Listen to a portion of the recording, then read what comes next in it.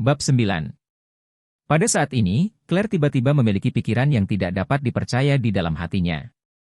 Apakah Wade di mulut Doris hanya suaminya Charlie? Tetapi setelah berpikir lagi, dia merasa itu terlalu ajaib untuk menjadi kenyataan. Bagaimana mungkin? Charlie adalah seorang yatim piatu yang dibesarkan di lembaga kesejahteraan. Namun, selain Charlie, siapa lagi di dunia ini yang akan memperlakukannya dengan baik? 30 juta itu harapan yang boros, tapi pihak lain langsung memberi 60 juta. Dia tidak bisa membantu tetapi bertanya kepada Doris, "Miss Doris, boleh saya tanya, apakah nama ketua Anda Charlie?" Doris mendesah dalam hatinya. Tuan muda telah memerintahkan untuk tidak mengungkapkan identitasnya, dan hanya bisa mengatakan bahwa nama belakangnya adalah Wade ke dunia luar. Jika ini ditebak oleh wanita muda, bukankah dia harus kembali? Jadi dia buru-buru berkata, "Miss Wilson tidak bertanya lagi. Ketua kami ada di belakang pintu terkenal Eastcliff. Identitasnya sangat rahasia dan saya tidak punya hak untuk mengungkapkannya." Claire mengangguk ringan, dan setelah Doris mengatakan keluarga Eastcliff yang terkenal, dia tiba-tiba pulih. Charlie adalah seorang yatim piatu, tidak mungkin pintu Eastcliff terkenal, sepertinya dia terlalu banyak berpikir. Ketika dia keluar dari kantor Doris, Claire masih pusing. Apa yang dia pegang di tangannya adalah 60 juta perjanjian kerjasama antara keluarga Wilson dan Emgrand Group. Semua ini seperti mimpi. Di gerbang Emgrand Group, Claire melihat sosok Charlie dan berlari dengan bersemangat dan berkata, "Charlie, aku benar-benar berhasil." Charlie tersenyum diam-diam di dalam hatinya, "Suamimu adalah bos Emgrand Group, bagaimana mungkin kamu gagal untuk membicarakannya?" Namun, dia berpura-pura terkejut dan berkata, "Anda dapat menegosiasikan proyek yang sulit." "Istriku, kamu benar-benar luar biasa." Claire berkata, "Oh, ini bukan hadiah terbaikku, ini hanya hadiah dari Emgrand Group." "Apa?" Charlie bertanya dengan sengaja, "Mengapa kamu mengatakan itu?" Claire takut dia akan mengatakan sesuatu tentang ketua Emgrand Group, dan Charlie akan cemburu, jadi dia buru-buru berkata, "Oh, ini cerita yang panjang. Ayo pergi ke perusahaan sekarang dan beritahu semua orang kabar baik." Charlie tertawa dan berkata, "Oke. Kali ini, Bestard Herald itu harus mematuhi kontrak taruhan dan berlutut serta bersujud padaku." Claire mengangguk, dan berkata, dia biasanya memiliki mata level tinggi dan tidak ada yang melihatnya, jadi dia harus diberi pelajaran. Faktanya, Claire juga memiliki temperamen tersendiri. Dia ingin orang-orang seperti Harold tidak memandang rendah dirinya dan suaminya dengan segala cara yang mungkin. Sekarang mereka telah merundingkan kerjasama, mereka benar-benar ingin menahannya di masa depan. Lebih dari 10 menit kemudian, keduanya datang ke grup Wilson. Di ruang rapat, semua orang di keluarga Wilson tampak aneh. Mereka semua tahu bahwa Claire pergi ke Emgrand Group di pagi hari, tetapi semua orang tidak percaya dia bisa mengatasinya, dan mereka semua menunggu untuk melihatnya menjadi lelucon. Tanpa diduga, dia akan kembali secepat itu. Ketika Claire dan Charlie tiba di ruang pertemuan, semua orang menunjukkan sarkasme. Harold berkata tanpa basa-basi, "Oh, Claire, kamu kembali hanya dalam setengah jam? Apakah Anda bahkan gagal memasuki pintu Emgrand Group?" Hahaha. Adik perempuannya, Wendy, juga mencibir. "Oh, saudari Claire, dia gagal dalam waktu kurang dari 1 jam. Kamu juga memecahkan rekor, kan?" Ekspresi Nyonya Wilson tua juga berubah suram. Proyek Emgrand Group memang sangat sulit.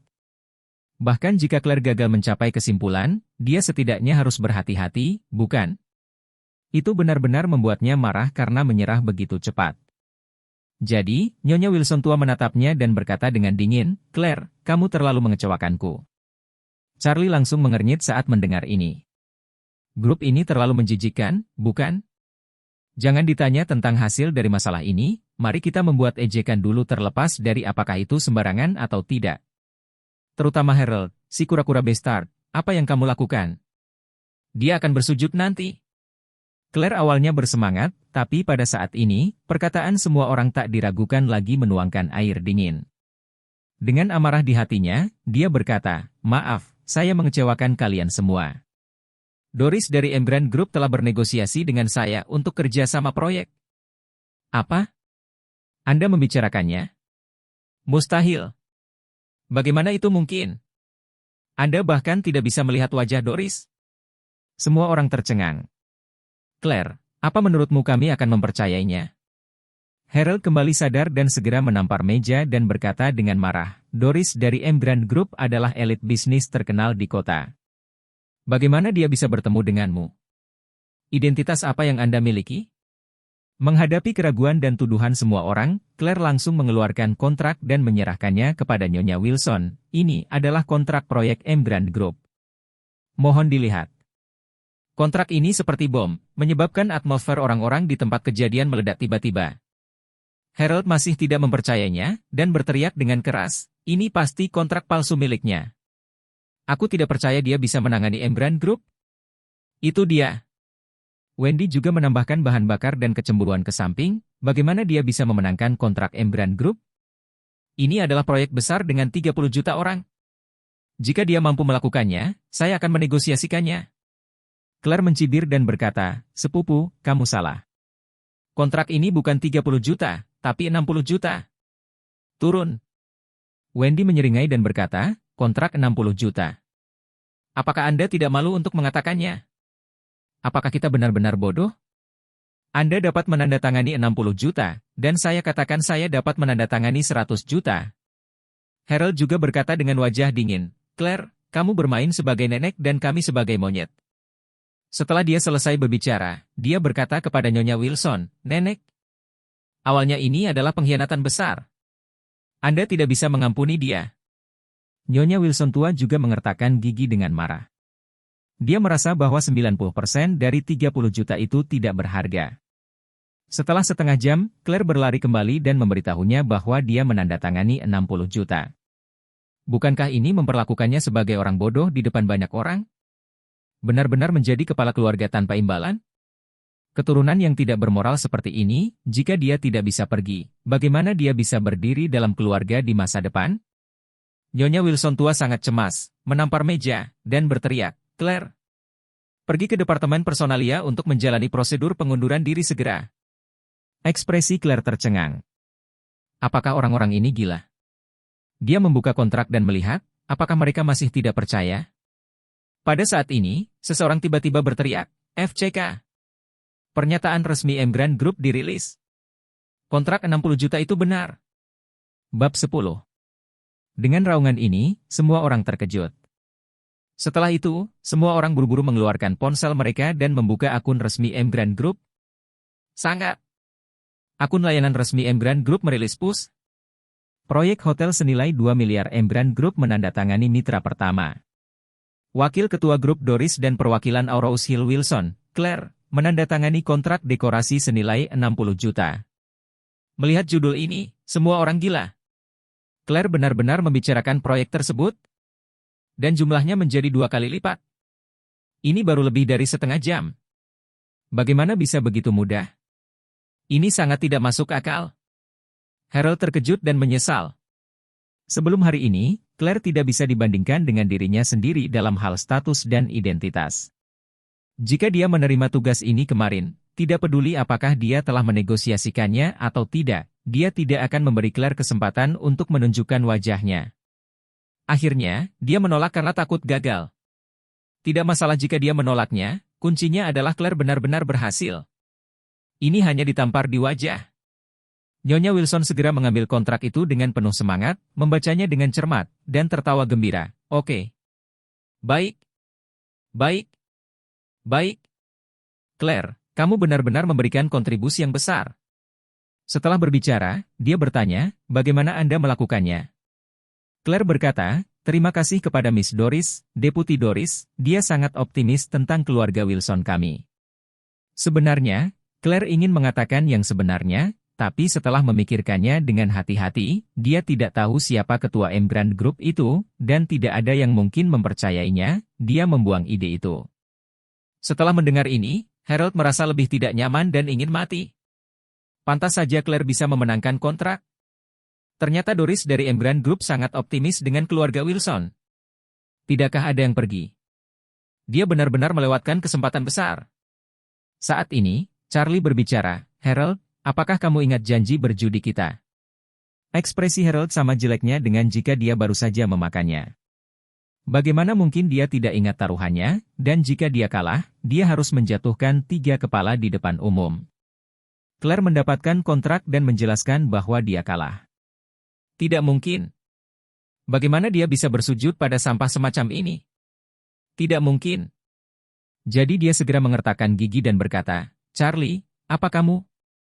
Hanya sampah yang masuk ke rumah kita dan memakan sisa makanan setiap hari. Kau ingin aku berlutut dan bersujud padamu?